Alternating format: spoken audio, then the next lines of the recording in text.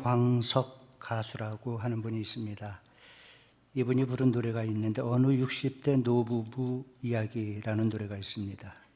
아마 아시는 분 계실지 모르겠어요. 곱고 희던 두 손으로 넥타이를 매주던 때 어렴풋이 생각나오 여보 그때를 기억하오. 막내 아들 대학시험 뜬 눈으로 지내던 밤들 어렴풋이 생각나오 여보 그때를 기억하오. 세월은 그렇게 흘러 여기까지 왔는데 인생은 그렇게 흘러 황혼에 기우는데 큰딸아이 결혼식 날 흘리던 눈물방울이 이제는 모두 말라 여보 그 눈물을 기억하오. 세월이 흘러가매 흰머리가 늘어가매 모두가 떠난다고 여보 내 손을 꼭 잡았어.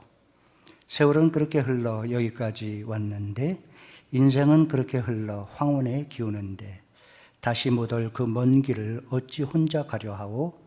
여기 나를 홀로 두고 여보 왜 한마디 말이 없어.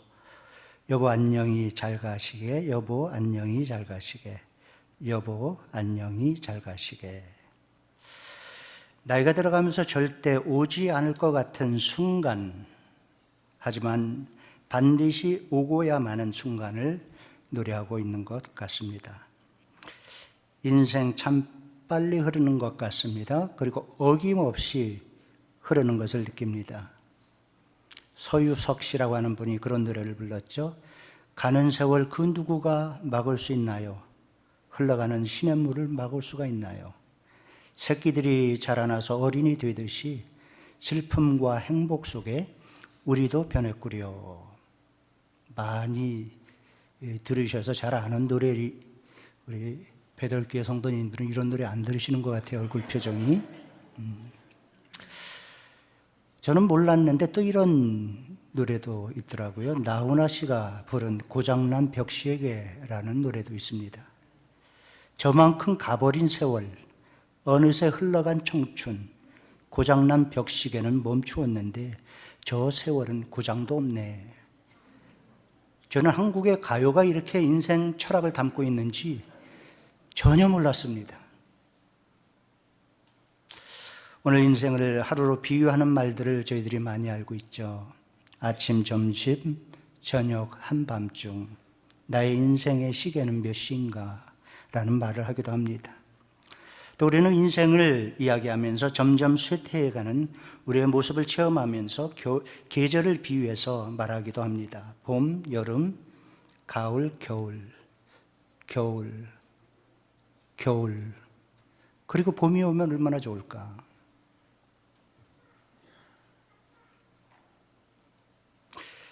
겨울이라고 하는 인생의 계절은 다 멈추고 얼어붙는 계절입니다. 오늘 본문인 사도 바울이 디모데에게 쓴 이 디모데 후서, 사도 바울의 후기 서신 중에 하나입니다. 초기 서신은 2차, 3차 선교 여행 중에 기록을 했죠. 2차 때 데살로니가 전후서, 갈라디아서, 조금 논쟁이 있지만 갈라디아서 2차 때 쓴 것으로 보통 생각을 합니다. 3차 때 고린도 전후서, 로마서가 기록되었습니다. 이것들이 초기 서신이죠.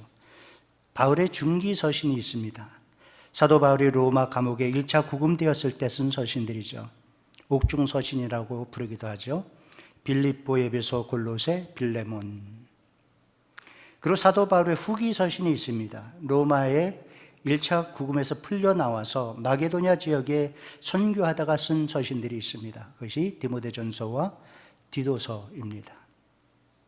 다시 선교하다 붙들려서 로마에 2차 감금되었을 때 쓴 마지막 서신이 디모데 후서입니다. 사도 바울이 쓴 마지막 서신, 성경에 기록되어 있는 마지막 서신, 그리고 오늘 저희들이 읽은 본문은 그 마지막 서신 중에 가장 마지막 부분입니다.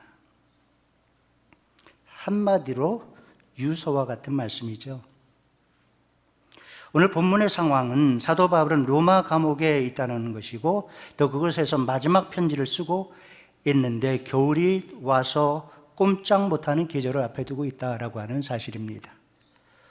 오늘 보니까 눈발도 좀 날리는 것 같고요. 그래서 제가 아는 목사님께 물었습니다. 이 정도 오면은 좀 이렇게 운전도 하고 다니십니까? 그랬더니 이 정도 조금만 더 오면은 힘들 것 같은데요. 그래서 제가 콧방구를 꼈습니다.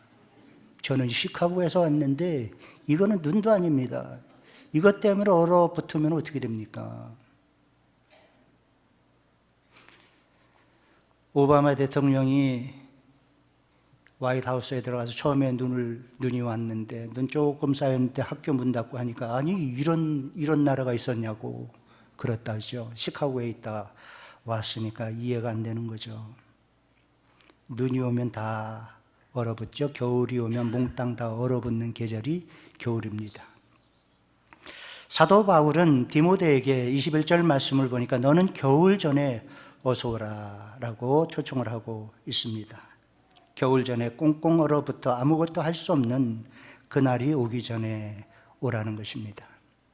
이 사도 바울의 디모데를 부르는 이 모습을 보면서 오늘 사도 바울의 삶은 조명해 보면서 이 마지막에 쓴 이 부분을 저희들이 묵상하면서 사도 바울의 삶은 한번 저희들이 배워보고자 합니다.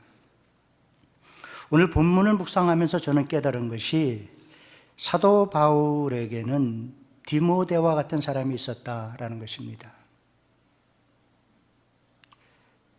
추운 겨울이 다가오고 있었을 때 사도 바울은 부를 사람이 있었다라는 것입니다. 야, 겨울이 다가오고 있는데 빨리 좀 왔으면 좋겠다. 디모데후서 4장 9절에 너는 어서 속히 내게로 오라 하면서 부릅니다. 또 21절에 너는 겨울 전에 어서 오라 하면서 디모데를 부르고 있습니다. 이 초청이 그저 인간적으로 좋아서 초청하는 것만은 아닌 것 같습니다. 사도 바울의 곁에 사실 누가가 남아 있었지만 누가밖에 남지 않았을 때 자기의 외로움이 있었을 때 자기 인생에 겨울이 오는 것을 느끼고 있었을 때 부탁하고 부를 사람이 있었다라는 것입니다. 디모데가 누구입니까? 디모데전서 1장 2절과 1장 18절 말씀을 보시고 또 디모데후서 1장 2절과 2장 1절 말씀을 보시면 사도 바울은 디모데를 아들이라고 부르고 있습니다. 영적인 아들이죠. 신앙의 아들이죠. 믿음의 아들이죠. 겨울 전에 오라고 부를 수 있는 그 영적인 아들이 있다라고 하는 것이 얼마나 복된 것인가. 주님 앞에 서기 전에 영적인 자녀들이 나에게 있다면 그것이 얼마나 복된 것인가. 사실 우리의 자랑은 내가 이것을 했고 내가 저것을 했고 내가 신앙 경력이 몇 년이고 이렇고 저렇고 보다 사실 주님 앞에 서는 그날 내가 이 땅에 어떤 영적인 자녀를 두고 왔는가가 얼마나 중요한 것인가. 나는 누구를 두고 주님 앞에 섰는가.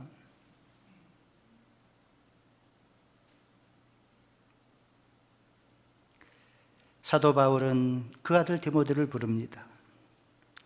바울의 아들 디모데, 하나님께서 얼마나 인정하셨으면 이 사도 바울이 디모데에게 쓴 디모데 전서와 후서를 영원히 우리에게 읽힐 수 있도록 성경에 기록을 하셨을까.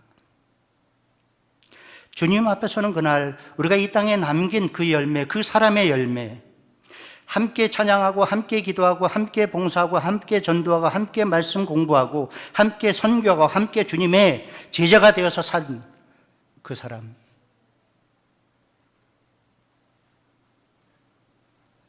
그래서 사도 바울은 빌립보서 4장 1절에 그렇게 말씀하고 있습니다. 그러므로 나의 사랑하고 사모하는 형제들, 나의 기쁨이요 면류관인 사랑하는 자들아, 이와 같이 주 안에 서라 말씀합니다. 나의 사랑하고 사모하는 형제들, 나의 기쁨이요 면류관인 사랑하는 자들아. 나에게는 이 면류관이 있는가?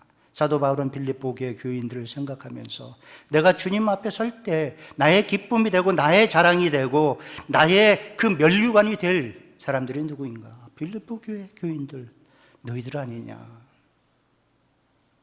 데살로니가 전서 2장 19절 말씀, 우리의 소망이나 기쁨이나 자랑의 면류관이 무엇이냐? 그가 강림하실 때 우리 주 예수 앞에 너희가 아니냐? 우리의 소망이나 기쁨이나 자랑의 면류관이 무엇이냐? 그가 강림하실 때 우리 주 예수 앞에 너희가 아니냐. 데살로니가 교회 교인들을 향해서 너희가 나의 면류관이다. 우리의 소망이고 우리의 기쁨이고 나의 자랑이고 나의 면류관은 바로 너희다. 그 사람들, 빌립보 교회에 있는 그 사람들, 그 데살로니가 교회에 있는 그 사람들, 디모데 사람들, 그 사람이 사도 바울에게는 자랑이요 면류관이었다라는 것입니다. 겨울이 오기 전에 나에게 빨리 와달라 라고 말할 수 있는 그 사람이 나에게 있는가? 제가 10년 전에 새벽 기도회에도 잠깐 말씀드렸지만 죄송합니다. 미친 듯이 이러다가 쓰러졌어요. 그래서 목회는 쉬고는 싶은데 쉴 수는 없고 그렇게 한 거의 1년 가까이를 더 하고 장로님들께 부탁을 드려서 제가 4개월만 쉬겠습니다 하고 4개월을 쉬었습니다. 이 쉬는 동안에 이제 성지순례를 좀 하고 그리스 지역과 터키 지역을 좀 돌고 그 다음에 이제 또 로마에 가서 로마를 좀 돌아보았는데 로마에 가서 보니까 완전히 베드로판이에요. 베드로 성당이 얼마나 화려하고 크고 아름다운지 모릅니다. 베드로 성당이 너무너무 화려한데 그 아름답고 화려한 그 성당을 완공하려고 돈이 엄청 들어가니까 면제부까지 팔았잖아요. 그 베드로 성당 때문에. 수많은 사람들이 그것을 방문하고 사람들이 그 아름다운 미술품을 보고 조각품을 보고 대광장들을 보고 미켈란젤로의 그 피에타 조각상을 보고 많은 성상들, 교황의 무덤들이 그 밑에 있는 것을 보면서 야, 대단하다. 근데 갑자기 그런 생각이 들었어요. 아니, 사도 바울도 로마에서 목자를 죽였다고 하는데 순교했다고 그러는데 이 로마의 그 바울의 성당은 어디 있는가? 로마의 4대 성당 중에 바울 성당이 있거든요. 그래서 제가 어딘 줄 몰라가지고서 이 사람 저 사람한테 많이 물어봤어요. 아는 사람이 거의 없는 거예요. 말도 못하는데 뭐 버스 타고 갔다가 걸어서 그냥 그 더운 뙤약볕에 그냥 땀 뻘뻘 흘리면서 저랑 저 아내랑 막 죽을 고생을 하고 겨우 찾아갔습니다. 가서 봤는데 아주 소박하고 베드로 성당에 비하면 아주 검소했습니다. 근데 놀랐던 것은 그 중앙에 가니까 바울의 시신을 모셔놓았다라고 하는 무덤이 거기 있어요. 콘스탄틴 대제가 그 사도 바울의 무덤을 중심으로 성당을 져라 해가지고서 명령을 내려서 그 성당을 졌다고 그래요. 근데 그렇게 화려하지는 않았어요. 근데 제가 더 놀라웠던 것은 그 지하실에 베드로의 무덤이 함께 있었다라는 거예요.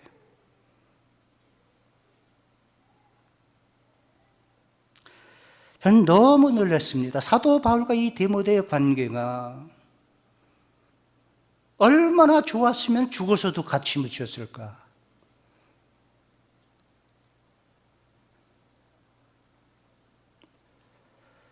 사도 바울이 자기 인생의 겨울을 맞이하면서 로마의 감옥 속에서 내가 곧 죽게 될 것 같다라고 하는 그 생각을 하면서 이 겨울이 오기 전에 얘가 좀 빨리 왔으면 좋겠다라는 마음을 하면서 이 디모데를 초청을 합니다. 결국 디모데는 그 겨울 전에 가지를 못하고 사도 바울이 단두되어 순교한 후에 도착했다라고 하는 이야기가 있습니다. 나는 누구를 남기고 있는가? 나의 영적인 자녀는 누구인가? 우리가 이 땅에 남길 수 있는 가장 좋은 면류관은 나와 함께 신앙생활하면서 함께 예수 그리스도를 닮아가는 그리스도의 장성한 분량이 충만한 데까지 함께 닮은 그 사람들입니다.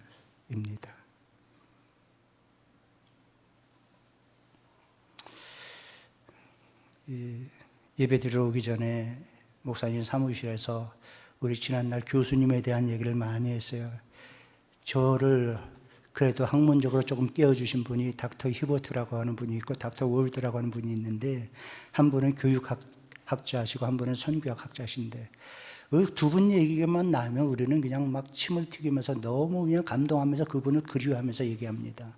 두 분 다 돌아가셨어요. 그러면서 그분의 사상과 그분의 가르침이 우리 속에 남아서 그래도 우리가 최선을 다해서 정말 복음적인 마음, 그들의 겸손히 섬기셨던 그 마음, 끝까지 사람들을 키워낸 그 마음을 생각하면서 저는 또 다짐을 했습니다. 나도 그리스도를 닮은 제자들을 계속 이 땅에 남기고 주님께 가야지. 겨울이 오기 전에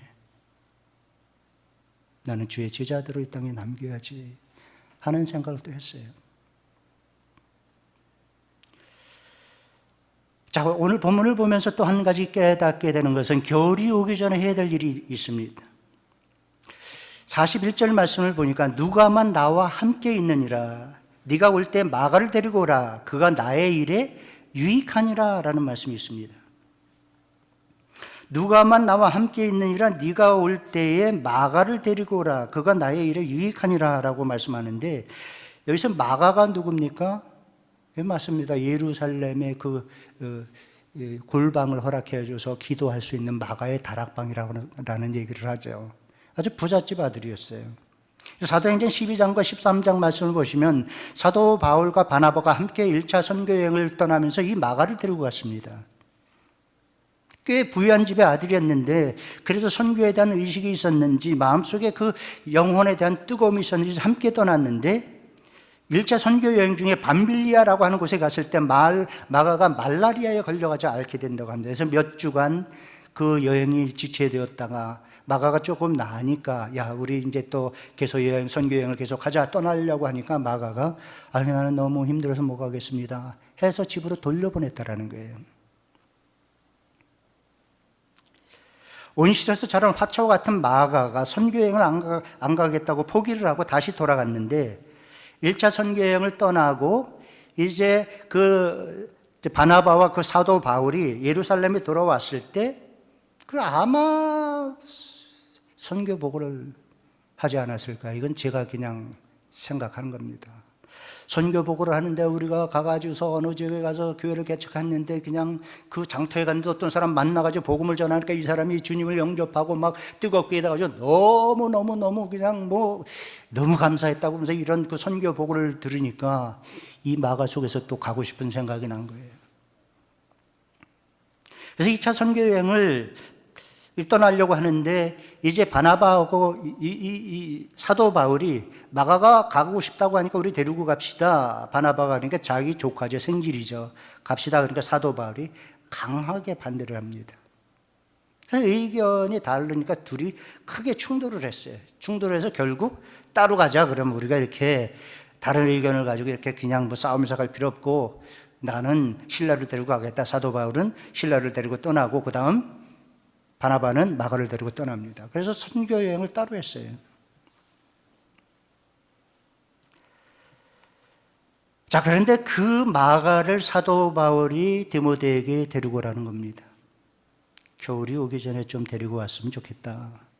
무엇입니까? 아마 사도 바울의 마음속에 마가한테 했던 그 일이 내가 좀 너무했구나 하는 생각이 들어서 데리고 오라고 해서 화해를 하고 엔도스를 해주고 동기부여를 해주고 격려를 해주고 해서 복음 전하는 힘껏 전하는 그 선교사의 삶을 살게끔 하기 위해서 오라고 그러지 않았을까 추정을 해봅니다.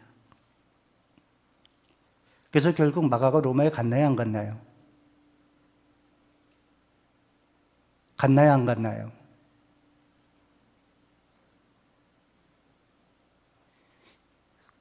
저희 교회에서는 제가 이렇게 유치한 질문을 하면 답변을 안 하시더라고요. 네, 우리 배들교회 성도님도 유치한 질문이니까 답변을 안 하시는 것 같아요. 결국 갔죠, 그죠? 마가를 통해서 나온 복음서가 있죠. 마가복음이죠. 사도 베드로의 말을 많은 사람들이 우리 베드로 사도의 그 말을 하는데 우리가 좀 이것을 기록으로 남겼으면 좋겠다는 요청이 있어서 성령의 감동을 받고 마가가 사도 베드로가 쓰는 그 복음을 받아 적은 것이 마가복음입니다. 사도 바울이 바로 판단한 거죠. 그래, 내가 마가를 불러다가 그때는 그냥 연약한 친구였지만 이제 좀 강하게 자라나야 되지 않겠느냐 해가지고서 마가를 불렀는데 결국 마가도 사도 바울을 보지 못했을 것이다 라고 추정을 합니다.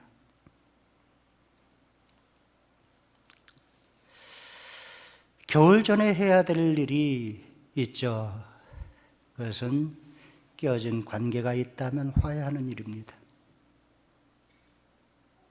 언젠가는 우리가 예기치 않은 시간에, 예기치 않은 날에 그 겨울이 오게 되는데, 꼼짝 못하고 움직일 수 없는 날이 오는데 우리에게 해야 될 일이 있습니다. 그것은 회복하는 일입니다. 관계를 회복하는 일입니다. 저희 어머님, 아버님 두 분 다 모두 암으로 세상을 떠나셨습니다. 어머님은 59세에, 저희 아버님은 70세에 이렇게 암으로 돌아가셨어요. 저희 어머님은 권사님이셨고 저희 아버님은 장로님이셨습니다. 근데 이 두 분이 돌아가신 시간은 달랐는데 돌아가시기 전에 얼마 전부터 몇 개월 동안 하신 일이 아주 비슷했습니다. 저희 어머님은 그 침대 옆에 무릎을 꿇고 그 아프신 가운데도 무릎을 꿇고 기도를 하시면서 발바닥이 새까매질 때까지, 피가 안 통해서 새까매질 때까지 기도를 하셨습니다. 그래서 저희 누님이 한번 문을 열고 들어갔다 저희 어머님의 발바닥을 보고 시를 썼어요. 새카만 발바닥. 그 어머니의 기도를 이야기하면서 몇 시간을 기도를 해야 발바닥이 저렇게 새까매질 수 있는가. 자기도 한번 무릎을 꿇고 기도를 해봤대요. 1시간 이렇게 했는데도 까매지질 않더라는 거예요. 얼만큼 기도를 하셨으면 저렇게 발바닥이 새까매지셨을까. 그래서 저희 어머님이 하신 일이 있어요. 이렇게 저렇게 마음에 걸리는 일이 있으면 다 불러다가 화해를 하시고, 내가 그때 이런 얘기를 했는데 혹시 상처받지 않았냐 화해를 하시고, 또 우리 아내도 불러다가 우리 아내가 꼭 할 말은 하는 성격이거든요. 그래서 우리 어머님한테 그때 당시는 말을 안 해도 한 1주일, 2주일 지난 다음에 꼭 어머니 그때 그렇게 말씀하셨는데 제가 그때 엄청 섭섭했어요, 어머님. 그러면서 저희 어머님이 마지막 얘기를 하시는데, 예, 참 미안하다. 그렇게 섭섭했냐. 그런데 너는 네가 하고 싶은 말을 꼭 하더구만. 그러셨다는 거죠. 옆집에 믿지 않던 그 저희 집에 바로 옆에 한 집 건너 한 분이 계셨는데 이분은 믿지를 않았어요. 교회 나가다 들락달락하고 저 교회도 안 나가시고 그러니까 마지막에 그분을 불러 만나자고 해서 오시게 해서. 근데 다들 아시죠? 저희 어머님이 얼마 사시지 못한다는 사실을 알고 있었죠. 꼭 교회 나가세요. 제가 마지막으로 부탁드립니다. 교회 나가세요. 하시면서 교회 나가셨어요. 그러다 돌아가셨죠.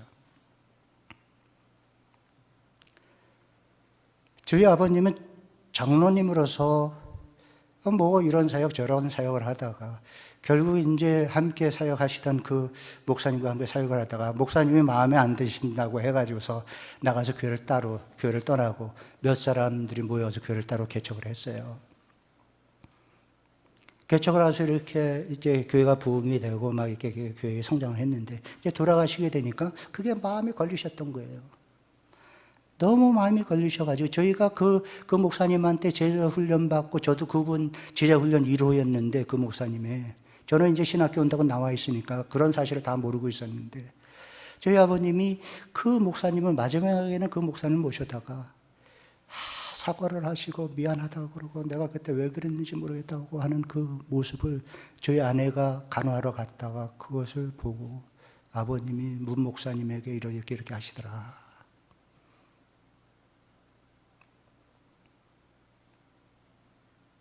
겨울 전에 모든 것이 얼어붙고 모든 것이 꽁꽁 얼어붙어서 아무것도 할 수 없는 그 일이 그 날이 오기 전에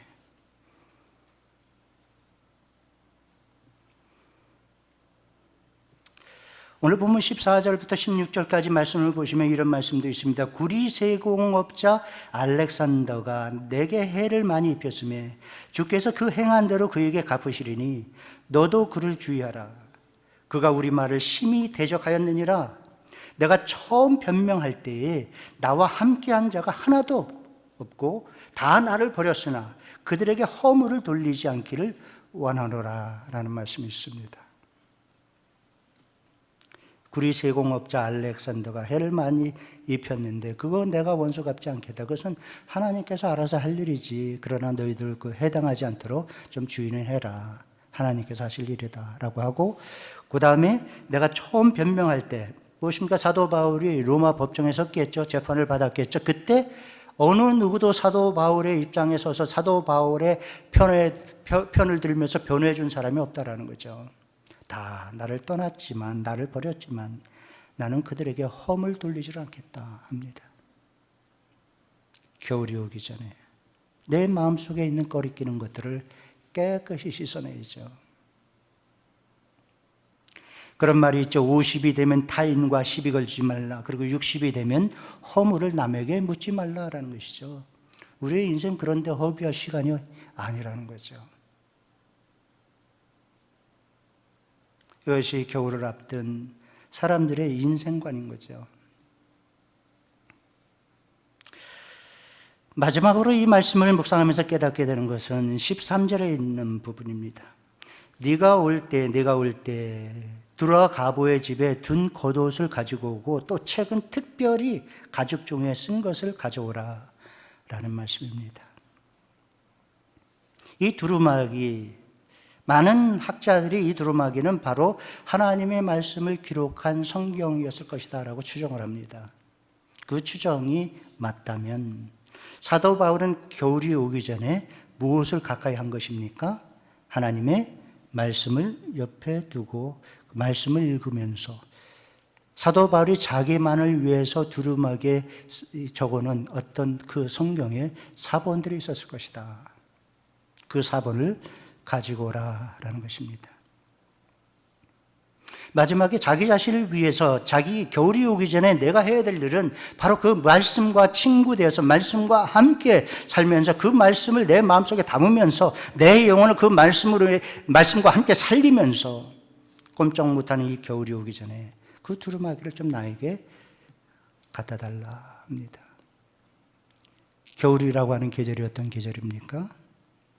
10절 이하의 말씀을 보니까 대만은 세상을 사랑해 나를 버리고 데살로니가로 갔고 그레스게는 갈라디아로 디도는 달마디아로 12절에 유기고는 에베소로 보내었느니라 합니다. 대만은 사도 바울이 싫었는지 복음을 거부했는지 세상을 향해서 떠났습니다. 그리스게는 갈라디아로 떠났습니다. 디도는 달마디아로 떠났습니다. 두기고는 에베소로 보냅니다. 알렉산더는 바울에게 악한 해를 끼치고 떠나버립니다.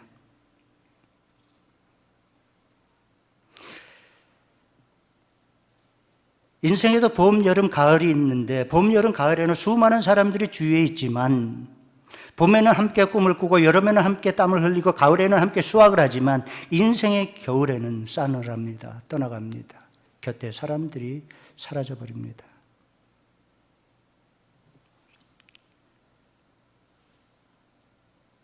제가 목회를 하면서 가장 슬펐던 장례식이 있었습니다. 장로님이셨는데 거의 100세가 거의 다 돼서 돌아가셨어요. 97세셨나 그래요. 자녀들이 한국에 다 있었습니다. 부인이 계셨는데 미국이 싫다고 일찍 한국으로 들어가서 자식들과 함께 사시고 혼자서 생활하셨어요. 근데 그분이 돌아가셨어요. 한국에 연락을 했습니다. 자녀들이 한 명도 장례식에 나타나질 않았어요. 아무도 오시질 않아서 그냥 교회에서 교회장으로 교회 비용으로 장례식을 치러드렸습니다. 평생 만주에서 사셨고 100세가 되셨으니까 언제부터 사신 거예요? 그냥 평생 신앙생활을 하셨던 장로님이셨는데 자녀들이 한 명도 장례식에 오지를 않아요. 너무 가슴이 정말 쓸쓸하더라고요.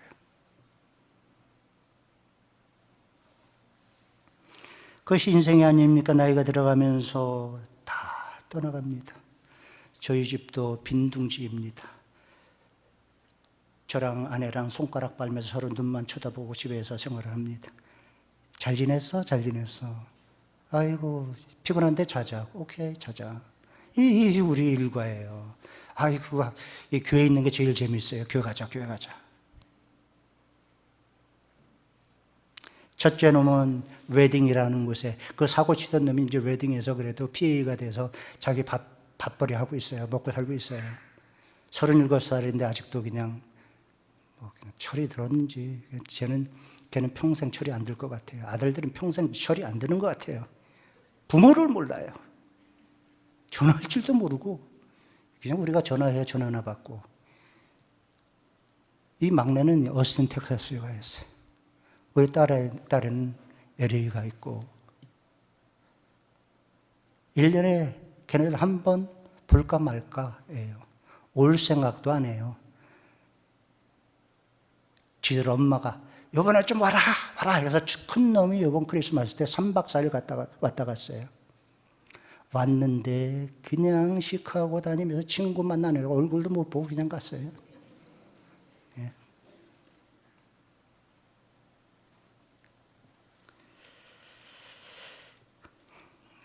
겨울에 찾아오는 생각이 있습니다. 원망입니다. 절망감입니다. 고독감입니다. 무력감입니다.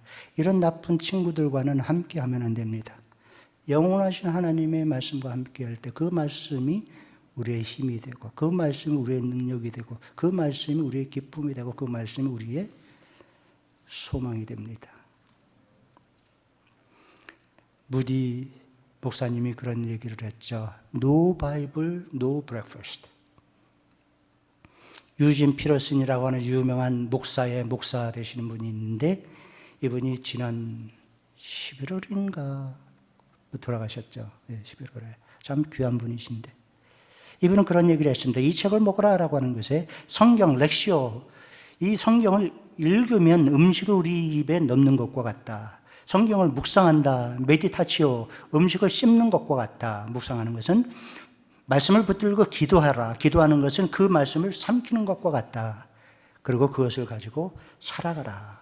그 말씀을 가지고 살아갈 때 우리의 피가 되고 살이 되도록 하는 것이다. 라는 말씀합니다. 사실 이 설교를 저희 교회 2주 전에 마지막 주일에 한 설교입니다. 설교를 하면서 저희 성도님들께 도전을 했습니다. 저희 교회에서 새롭게 순종일기라고 하는 일을 시작을 했습니다. 성경 말씀을 순종할 때 우리의 영혼이 살아납니다. 오늘 권사님 기도하실 때 순종이라고 하는 단어가 들어와서 제 마음을 읽으셨나 하는 생각을 제가 했는데 이 순종이 참 중요합니다. 말씀만 읽고 배우고 아마 내일이 거룩에 대해서 이 부분을 조금 내일 새벽에 좀 강조를 하겠지만 이 말씀을 읽고 묵상하고 붙들고 기도를 하고 그리고 이 말씀을 순종할 때 이 말씀이 우리의 힘이 되고 능력이 되고 우리의 소망이 되고 겨울이 온다 할지라도 우리의 영혼은 따뜻할 것입니다. 우리의 영혼은 봄을 맞이할 것입니다.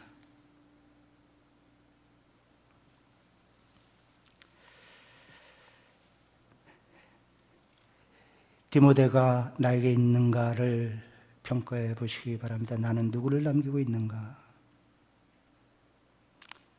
우리의 영적 사역은 사람을 키우고 사람을 세우는 일입니다. 목사님이 여러분들을 세우실 겁니다. 최선을 다하실 것입니다. 그런데 여러분들도 함께 옆에 있는 형제 자매들을 함께 세우셔야 됩니다. 그리고 또 여러분들도 또 함께 목사님도 세워드려야 됩니다. 완전한 목사가 어디 있겠습니까? 제가 제 생각을 해보니까 아찔해요. 제가 40에 펠로쉽계 담임으로 갔는데 그 시카고에서 난리가 났습니다. 40된 새파란 목사, 담임 목사, 경력도 없는 목사가 와가지고 그것도 이해만 하던 목사가 한인교회 그래도 시카고에서 교회 그래도 무게 있는 교회 담임으로 왔으니까 이 목사님 저 목사님 제가 아는 목사님은 큰 교회 목사님인데 제가 그 교단에 있었기 때문에 그 교회 장로님 중에 한 분이 와서 저한테 고자질 하는 거예요. 목사님, 그 모 목사님이 목사님에 대해서 뭐라고 얘기하는지 아십니까? 그래서 뭐라고 그러셨는데요? 그 김영기 목사 가지고 펠로쉽계 되겠어? 그랬습니다. 그 얘기를 듣는 순간 좀 약간 섭섭하더라고요. 오기가 생기더라고요. 그런데 그 얘기가 나올 만했어요. 지금 지나가서 생각해 보니까. 새파랗게 40대 목사가 그 길을 맡아서 갔는데 그런 얘기 안 나오겠어요. 서로 세워가는 겁니다. 보니까 우리 성도님들이, 펠로시교회 성도님들이 저를 바라보면서 많이 참으셨어요. 그래서 제가 겁이 나가지고 우리 성도님들께 제발 7년만 참아주십시오 그랬어요. 7년만 아무 말 하지 말고 참아주십시오. 그러니까 7년 참으시다 보니까 다 잊어버리셨나 봐요. 잊어버리시고 그냥 물에 물 탄 줄 이렇게 넘어와서 22년이 됐습니다. 서로 세우는 것입니다. 목사님이 최선을 다해서 말씀을 통해서 여러분들 섬기고, 여러분들은 또 여러분들의 주위에 있는 자녀들, 형제들, 친구들 세워하시고, 또 함께 목사님도 함께 세워드릴 때 기다려주시고 인내해주시고 기도해주시고, 그럴 때 교회는 더욱더 아름답게 사는 것이죠. 나는 누구를 남길 것인가? 나의 면류관은 누구인가? 해결해야 될 모든 관계, 새롭게 2019년도를 시작하셨는데 이미 아직까지도 내 마음속에 해결하지 못하고 있는 관계가 있는가? 겨울이 오기 전에. 아직 보니까 볼티모어는 겨울이 안 왔어요. 눈도 별로 안 왔다면서요? 주로 2월 달에 눈이 많이 온다면서요? 겨울 아직 안 왔잖아요. 오기 전에 빨리 해결하세요. 2월 전에. 하나님 말씀을 가까이 하면서 그 말씀과 함께 그 말씀을 통해서 소망과 기쁨과 힘과 능력과 이런 것을 얻어서 정말 아름답게 말씀을 친구 삼아 겨울을 잘 준비하시고 주님 앞에 서는 그때 주님 부족하지만 최선을 다했습니다 라는 고백은 할 수 있어야 되겠죠.